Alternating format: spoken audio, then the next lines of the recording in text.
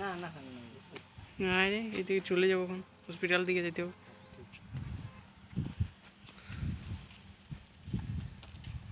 বহরমপুরে তো অ্যাভেলেবেল লোক আছে। হুম।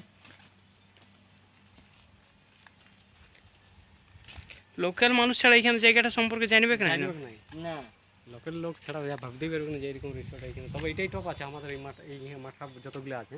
মাথায় বাগুনটা মামা এটা আর অযোধ্যা গেলে কুশলপল্লী। এটা রিসোর্টটা লেগে দেখা যায় কিনা জানি না, লোক বলে তোরা কোথায় বলে বিশ্বাসই করবি যে এই জায়গায় এরকম জিনিস আছে। না হ্যাঁ এটা বাস্তব একদম। কেউ বিশ্বাস করবে না না আমার হোয়াটসঅ্যাপ ফেসবুকে ঘাঁটি করে আমি ছবি মাঝে মাঝে ছাড়ি দিই সবটা। আমার ছবি তো সমেত পাবে।